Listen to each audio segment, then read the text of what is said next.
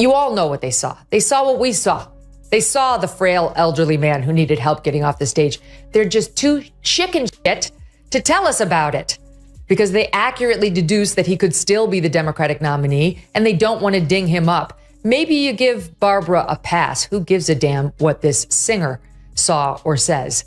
But you know what? Jimmy Kimmel happens to be employed by ABC, which happens to have a rather large news organization. And he has been one of President Trump's most vocal critics. Where are you, Jimmy? On vacation? Not good enough. You can still use your thumbs to send out a tweet. You could set the record straight right now, but you won't. What happens when Joe Rogan and Megyn Kelly team up and Jimmy Kimmel lands in their sights?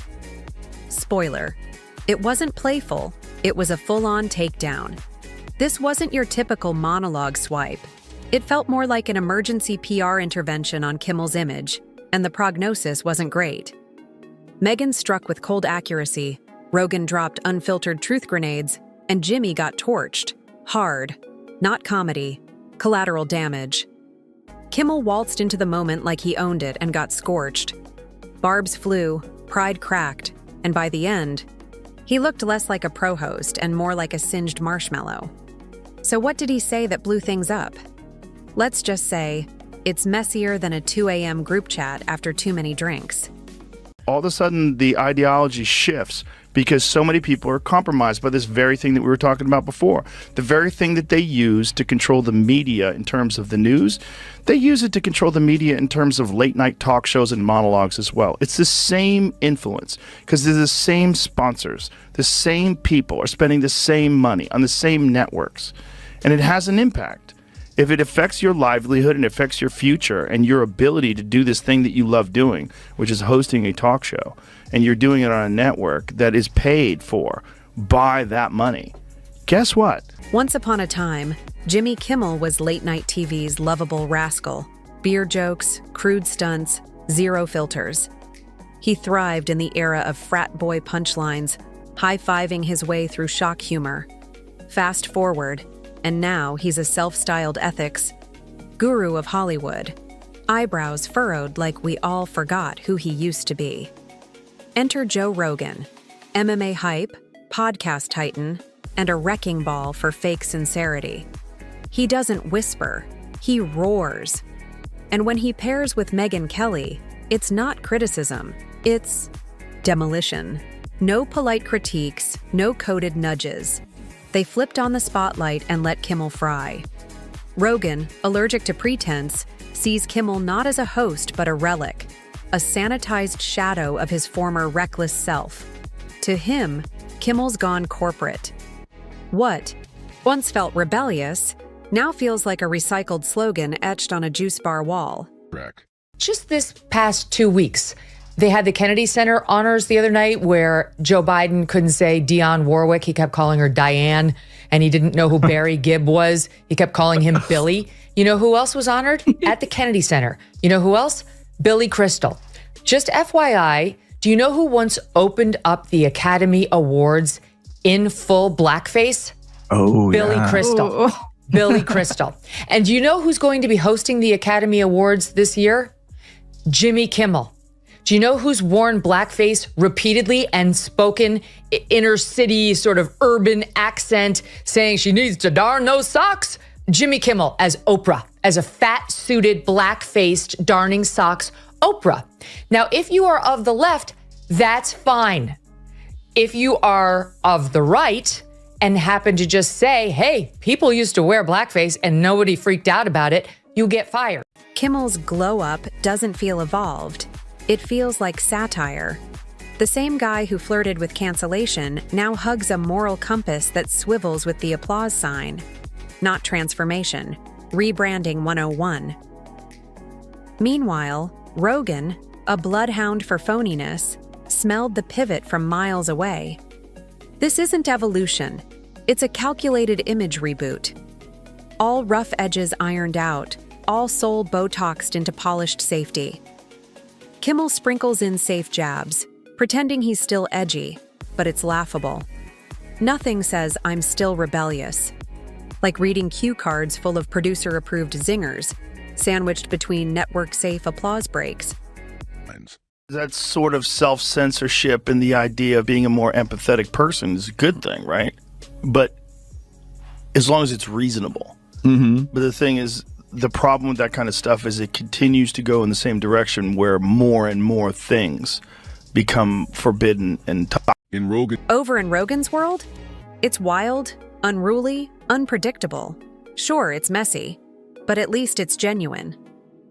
Arguments happen, clashes unfold, but no one dissolves into fake offense. That's Rogan's bottom line.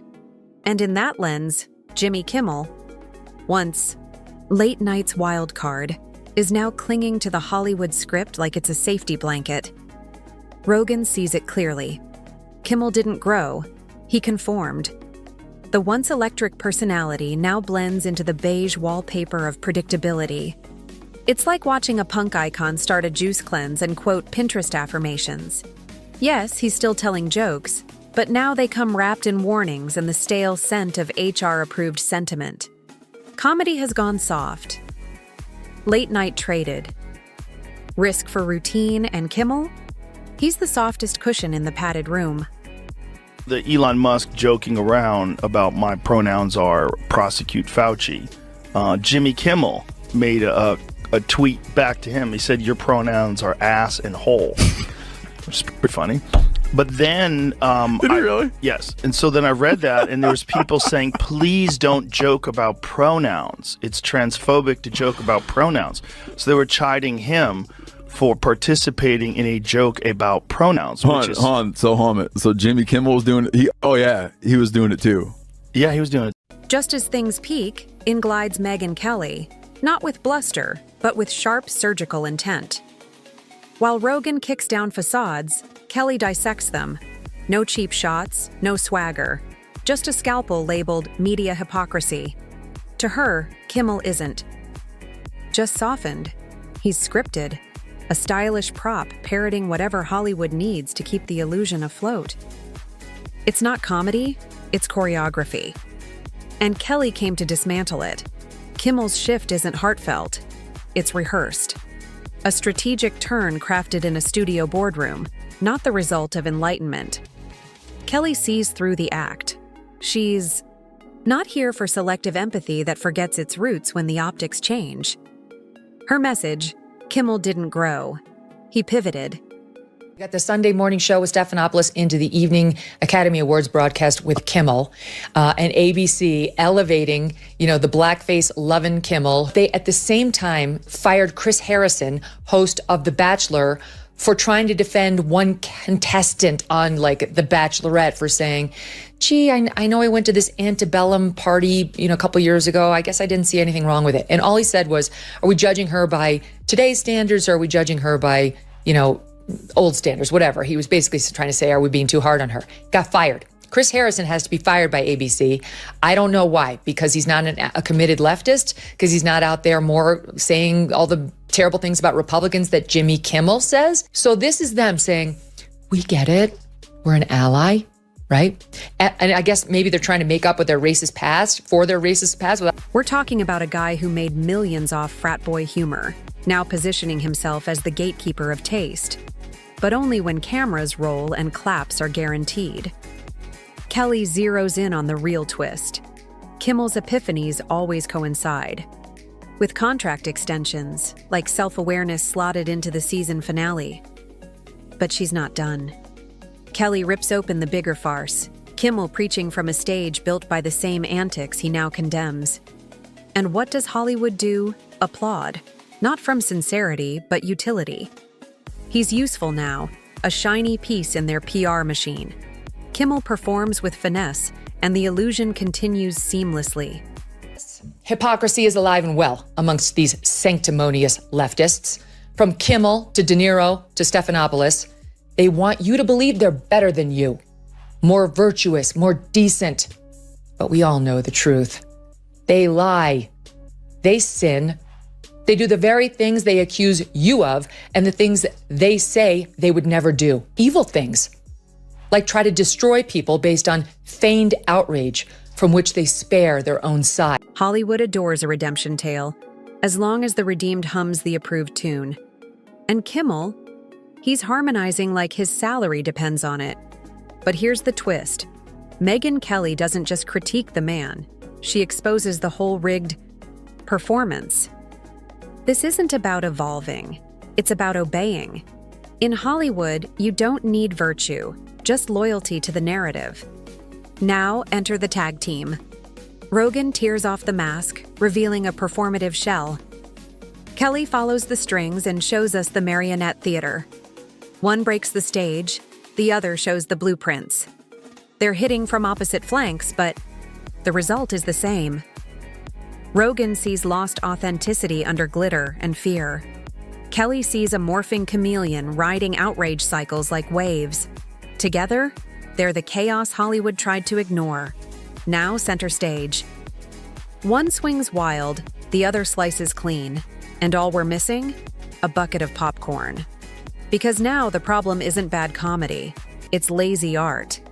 Kimmel didn't just stop pushing boundaries. He fences them in now. They were saying that his tweet is transphobic. Do you think in that case, do you think that's him or a writer? Can't you tell? Jimmy Kimmel? Yeah. No, it's him, for sure. Okay. Yeah, that's definitely. good. That's a good one. He's a comic. Yeah, that's a good one. I mean, he used to host The Man Show. I mean, he's done some pretty outrageous shit back in the day. Yeah. You know, for hee-hees and haw-haws. No, that's a good joke on top of a good joke. Yeah, it's a good joke. Here's the twist. The harder Jimmy tries to moralize, the more you can see right through it. Not because people dislike morals, but because they can spot a script. Each tearful rant, each outrage-heavy punchline feels like a marketing plan, not a message. This isn't passion. It's polished content, tested in meetings and edited for clips. It's not Jimmy talking. It's a focus group-approved avatar. And the rot goes deeper than one man. Late night became an echo chamber so self-impressed, it lost all self-awareness. Rogan, perched in his chaos-fueled studio, looks at it and asks, when did jokes turn into TED Talks? Meanwhile, Kelly, espresso in hand, watches Hollywood's slow implosion night after night. And there's Kimmel, stuck in neutral, like a background character in a cutscene. His silence speaks louder than his punchlines, because now it's not about what Kimmel says, it's what he's become. A setup, with no joke, a compass that points toward sponsors, the star of a show nobody laughs at anymore. Now, I will tell you, he's not the worst. The Daily Show has the worst ratings. They only have 366,000 people watching that show.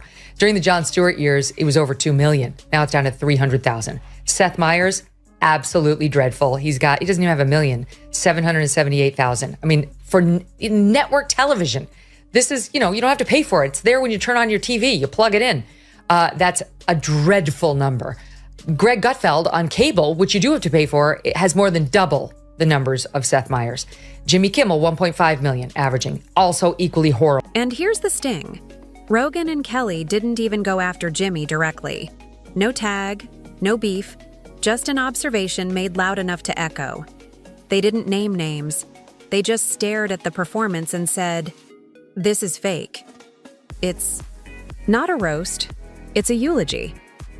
What was once biting comedy is now repackaged virtue signaling on discount. Rogan, blunt like a philosopher with a wrecking ball.